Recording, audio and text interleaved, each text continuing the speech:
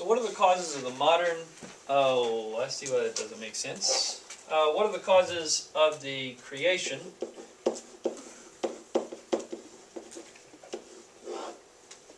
let's see. Creation of the modern state of Israel in 1948. You have to understand something, that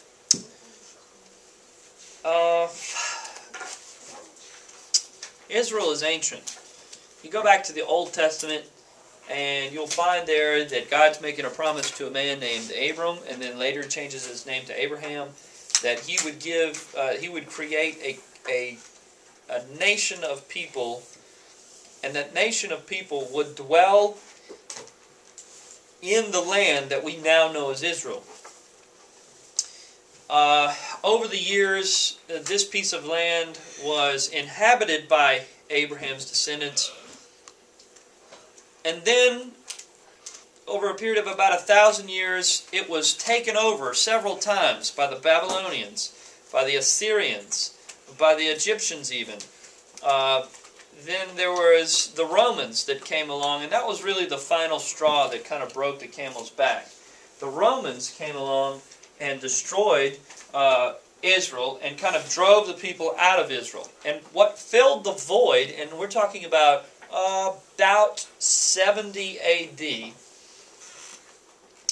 what filled the void, that land that was left where the Israelites used to live, were people called Arabs, who were also descendants of Abraham, who sprang from, as the Old Testament says, from Ishmael.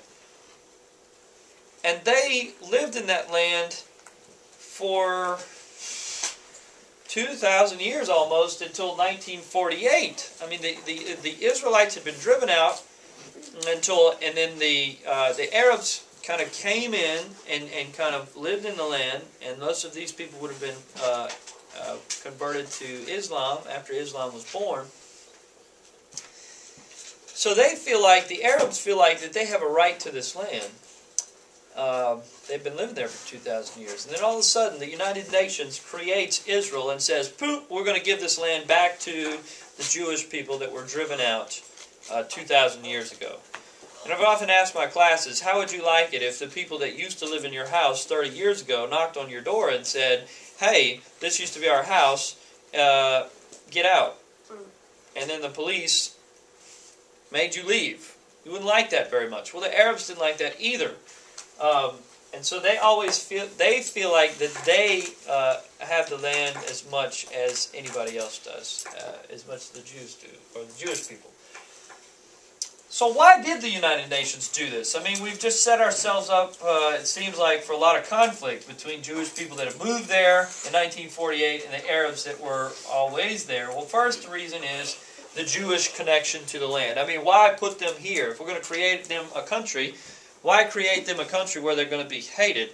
Well, because one time long ago, that's where they used to live. Jewish people, or the Israelites as they're called in the Old Testament. The other reason was, I mean, check out the date, 1948. The Holocaust had just happened. This horrible killing, the mass killing of the Jewish people, the tried extermination of all Jewish people in Europe. I mean, that's what Hitler's goal was. Actually, Hitler's goal was the extermination of Jews, period, the world over. And so the world looked at this and they said, "Wow, this was really bad." And they didn't have a place to go. There was no place for them to escape because of anti-Semitism around the world. People really did not like Jewish people back then for some reason, and you can delve into the reason for yourself. But people really didn't like the Jewish ethnic group, and they didn't like the religion either. And so if Jewish people tried to escape from Europe, they were often turned away and sent back to Europe, to the gas chambers, back to Hitler's horrible Holocaust. And so the United Nations said that can't happen again. They got to have a place where they could go and be safe if they're ever attacked. So anti-Semitism is a cause for the creation of Israel. The Holocaust was definitely a cause for the creation of Israel. The land is a cause for why it's where it is. And then Zionism in Europe. After World War II, there was this movement among Jewish people to create a place where they could go. This is what they wanted. And so the United Nations, a gathering of most of the nations of the earth, came together and said, hey, let's give them a homeland. Once again, you need to know that leads to lots of conflict, right? The Arabs don't like it.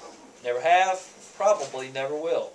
And the people that live in Israel that are Jewish like it very much, and they're not going anywhere for the foreseeable future. So definitely, once again, another reason of conflict in the Middle East. Thank you.